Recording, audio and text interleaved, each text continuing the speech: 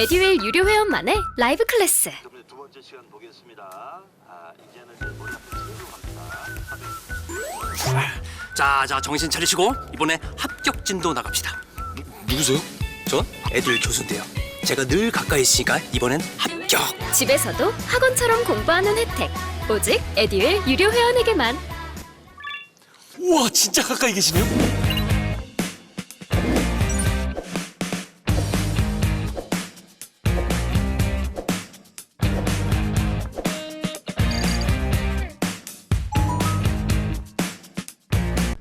(106페이지요) 부동산 금융의 용어 및 기초 개념.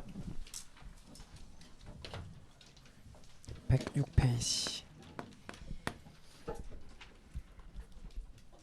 부동산 금융의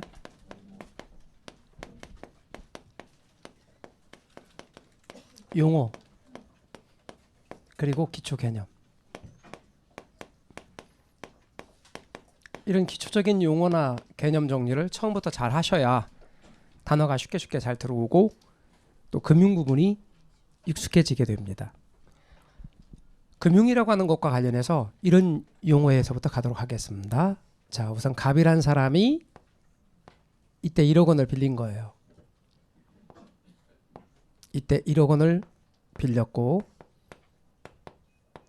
그리고 1억 원을 갚도록 부여된 기간은 15년이라고 가정을 해봐요.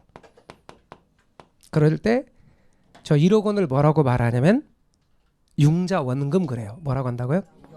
네. 우리가 그냥 원금 이렇게 말할 때도 있는데 그 원금은 융자 원금을 가리키는 거예요. 정확하게 표현하면 융자 원금. 그리고 투자론에서는 얘를 저당 대부액 이렇게 말하기도 했어요. 저당 대부액. 그런데 이것을 줄여서 아까 뭐라고 그랬냐면 융자액이라고 말했어요. 융자액. 그런데 대표적인 금융에서 쓰는 주로 용어는 융자원금이란 말을 많이 써요. 융자원금은 앞으로 저당 대부액이고 융자액이다. 그리고 그 융자원금을 갚도록 부여된 기간을 15년인데 융자기간이라고 해요. 융자기간. 똑같은 말로 저당기간이라고도 해요. 저당기간. 이렇게 말합니다. 그래서 여러분은 용어 융자기간이란 용어 알아두십시오. 그 다음에 이 사람이 돈을 갚아갈 거예요. 그렇죠? 5년이 될 때까지 열심히 돈을 갚아왔대요. 이렇게 돈을 갚는 것을 뭐라고 하냐면 융자상환이라고 해요. 융자상환이라고 말합니다. 융자를 갚아가는 것 융자상환이란 단어를 씁니다. 융자를 상환해 가면 이제 융자를 상환해 가면 요만큼 끝까지 다 상환이 될 텐데 융자 원금이 이제 다 제로가 될 텐데 이때 15년 지났고 10년 남았대. 그럼 남아있는데 앞으로 더 갚아야 되겠죠. 앞으로 갚을 돈, 못 갚은 돈 이것을 뭐라고 말하냐면 이렇게 말해요. 융자 잔고라고 원래 불렀었거든요. 그런데 그게 일본 용어라 이거예요. 그래서 국어교육원에서 대표적으로 바꿔야 될 용어로 얼마 전에 선정했어요. 그 말로 융자 잔고라고 써놓고 뭐라고 바꿨으면 좋겠느냐. 대출 잔액 혹은 저당 잔금. 네, 저당 잔금 이렇게 표현합니다. 그래서 국어교육원에서 그렇게 용어를 바꾸잖아요. 그럼 관공서에서는 그 바꾼 용어로 써요. 그러면 이제 내년도에 우리 시험에 공인중개사 시험에서 그것을 바꿨으니까 일본식 용어니까 대표적으로 바꿔야 될 잔재로서 대표적인 예를 들은 그 용어란 말이에요. 그러면 그걸 출제자가 얼마나 받아들일까 정도에 따라 다르지만 용어 받아들여야 되는 게 원래 정상이거든요. 그래서 앞으로 우리 교재에서도 제가 대출 잔액 내지는 저당잔금 그렇게 말할 거예요. 저당잔금. 그래서 앞으로 여러분은 이제 갚고 남은 돈 이걸 대출잔액 내지는 저당잔금 이렇게 말할 겁니다. 용어 알아두십시오. 그럼 융자 상환에 가면 대출잔액이 점차 줄어요. 이해 가셨죠? 그래서 융자 기간이 끝나면 융자 원금을 다 상환하게 됩니다. 융자를 상환해 갈 때 매 기간 갚아야 하는 돈이 있어요. 매 기간 갚아야 되는 것은 원금하고 이자 갚아야죠. 그것을 원리금 상환액 뭐라고 한다고요? 원리금 상환액이라고 불러요. 그런데 이 원리금 상환액이란 말을 투자론에서는 뭐라고 불렀냐면 부채 서비스액이라 불렀어요. 부채 서비스액이라고 불렀고 이게 월마다 갚거든요. 그래서 뭐라고 말하냐면 월부금이라고 부르기도 해요. 그런데 우리 저걸 연간으로 따질 수도 있죠. 그럼 연간 융자 월부금 이렇게 말하기도 해요. 이것을 보통 연간으로 따질 때는 연간 융자 월부금 이렇게 말하기도 해요. 그래서 여러분께서는 이 용어들이 같은 의미로 사용되는 말이다 알고 계시고 주로 금융에서는 원리금 상환액이란 말을 많이 써요.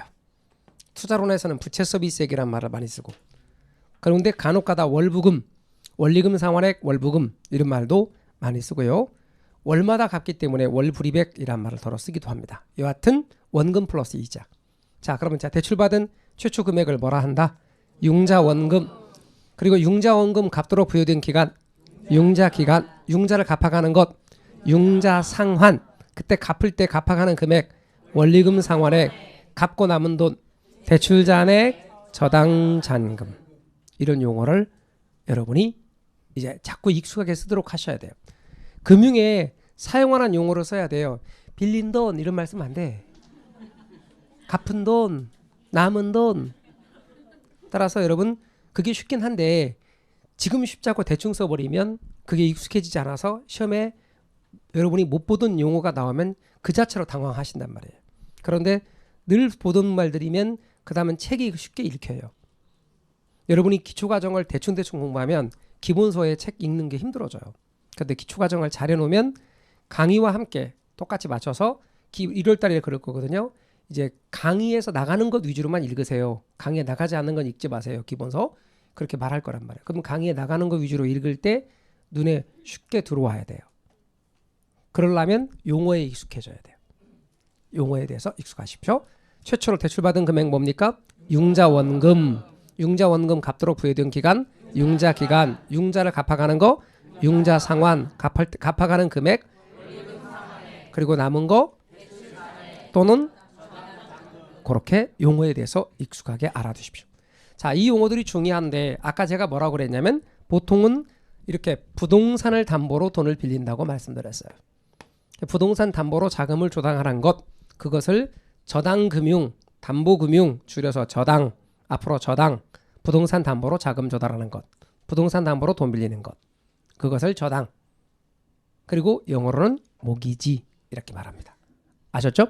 자, 이 용어들이 중요하지만 이 용어 말고도 진짜 중요한 용어가 있습니다. 엄청 중요한 용어. 얘네들 용어 싹 합친 것보다 더 중요한 용어. 아니면 이 얘네들 용어 다 합친 것 한 10배는 중요하다고 말해도 절대 과장이 아닌 용어가 있으니 그게 뭐다? 이자율입니다. 지금부터 이자율에 대해서 이야기를 하려고요. 근데 여러분 이자율과 금리는 같은 말이게요? 다른 말이게요? 느낌상. 같은 말처럼 느낌이 와요? 다른 말처럼 느낌이 와요? 이자율과 금리는 같은 말입니다. 자, 그럼 이자율에 대해서 지금부터 할 겁니다. 금융 앞쪽에서 사실 금융론은 크게 두 파트예요. 앞쪽이 부동산 금융, 뒤쪽이 부동산 증권. 근데 부동산 금융 부분에서 아주 중요한 비중을 차지하는 용어가 있다면 바로 이자율이에요. 이자율의 개념이 정말 중요합니다. 다른 말로 뭐라고 한다고요? 금리. 금리. 그런데 이자라는 게 있어요, 여러분. 이자라는 게 뭐냐면 돈의 사용료. 이런 개념입니다. 일정 기간 돈을 내가 빌리고 사용한 대가로 지급하는 것. 돈의 사용료가 뭐라고요? 이자. 그런데 이자율은 뭐냐면 그 빌린 돈 원금에 대한 이자의 비율을 이자율 그런 겁니다. 그러면 여기에 자 최초에 돈 빌린 돈이 원금이라고 그랬죠. 그 빌린 돈 원금에 대한 돈의 사용료가 이자라고 그랬죠. 이자. 요것이 바로 이자율인데 우리가 말하는 원금은 주로 융자 원금을 가리키는 거예요. 앞으로 원금을 굳이 강조하는 이유가 돈을 갚을 때 이게 원리금 상환액이 어떻게 돼 있냐면 원금 플러스 이자로 돼 있거든요. 이렇게. 맞아요? 그럴 때 이 원금하고 최초에 빌린 원금하고 용어를 헷갈려하는 분이 많아요. 최초에 빌린 원금은 뭐고? 융자 원금이고 그 중에 이제 돈을 빌렸으니까 일부 갚아야 될 융자 원금의 일부 그거를 그냥 원금 그래요. 이해 가셨어요? 그래서 원금 상환액 또는 원금 그렇게 말해요. 그러니까 주로 여기서 원금은 최초에 빌린 돈 1억을 가리키는 거지. 그리고 연으로 따졌을 때 연 사용료가 편의상 1억 사용하고 연 사용료가 500만 원이라고 가정해 봐요. 그럼 1억에 500만 원. 1억에 500만 원. 몇 퍼센트? 어렵죠? 5% 맞아요? 이렇게 해서 이자율을 계산하는 겁니다. 1억분의 500만 원. 곱하기 100, 5%. 따라서 이자율은 앞으로 이렇게 나타낸다. 아셨죠? 자, 그런데 이자율, 금리에 대해서 좀 더 이야기를 해보죠. A라는 은행이 있을 거예요. A라는 은행이 있을 거예요. 그리고 A은행에 돈을 맡기는 것과 A은행으로부터 돈을 빌리는 게 있을 거예요. A은행에 돈을 맡기는 것, 이걸 뭐라고 부르고? 예금이라고 그래요. A라는 은행으로부터 돈을 빌리는 것, 이것을 대출이라고 그래요. 그런데 원래 이자율의 경우는 여기서 이자율 이렇게 말하잖아요. 이자율의 경우는 여기에만 이자율이 적용됐지 여기에는 원래 이자율이 없었어요. 거꾸로 돈을 맡기는 사람이 돈을 냈었어요. 아주 옛날에는 모든 보관료가 그러하듯이 내 돈을 보관해줘. 보관료를 냈다고. 그리고 그때는 지금 같은 돈이 아니었고 귀금속 같은 그런 것들이 화폐로 상용되던 시절이었어요. 이해 가셔요? 그런데 맡겨놓고 맡긴 증서를 받네? 증서를 받으니까 이게 간단해. 이게 통용되기 시작하는 거예요. 얘가 믿을 만한 기관이면. 그러니까 사람들이 안 찾으러 와요. 안 찾으러 오니까 돈을 그 귀금속 같은 걸 맡고 보관하는 사람들은 그걸 굴려서 돈을 벌 수도 있죠. 좋은 거에 수익이 생기고. 그러니까 그걸 또 다른 후발주자들도 하고 싶은 거예요. 그 일을 하고 싶은 후발주자는 이렇게 말합니다. 나한테 돈을 맡기슈. 그러면 내가 많지는 않지만 좀 줄게. 그렇게 해서 예금이자가 생기기 시작한 거예요. 이해 가셨어요? 예, 오늘날. 그러면 이쪽에는 예금금리라는 게 붙어요. 이쪽에는 대출금리라는 게 붙어요.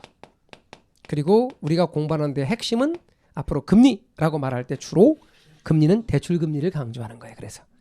그래서 우리는 대출금리가 중요하다. 요걸 강조할 거예요. 이해 가셨어요?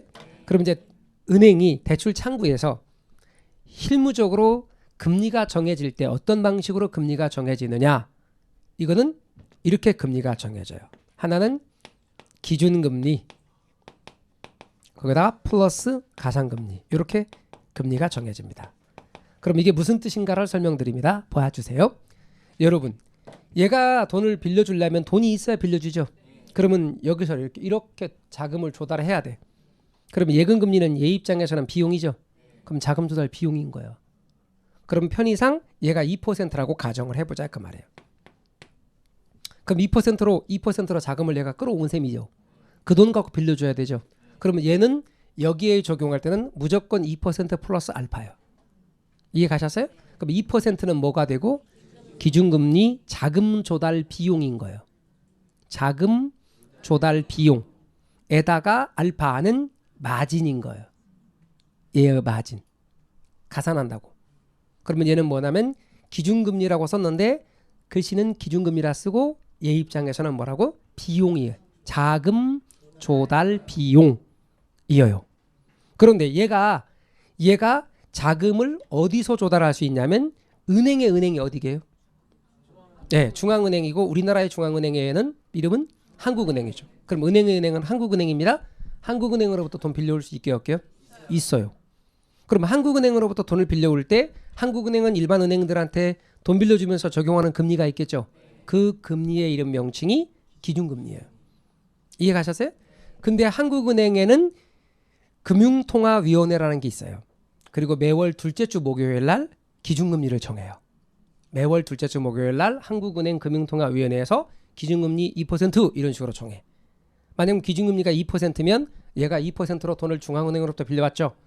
그러면 2%의 기준금리가 뭐예요? 자금조달 비용이죠. 그래서 공금리로서 가장 기준이 드는 금리이기 때문에 걔를 기준금리라고 쓴 거예요. 그럼 얘가 기준금리 2% 맞네요? 거기에다가 1% 붙여서 빌려줬다. 그럼 1%는 가산금리죠. 1% 가산했잖아. 그러니까 마진이라고. 그래서 이렇게 대출 창구에서는 기준금리 플러스 가산금리 이렇게 정한다.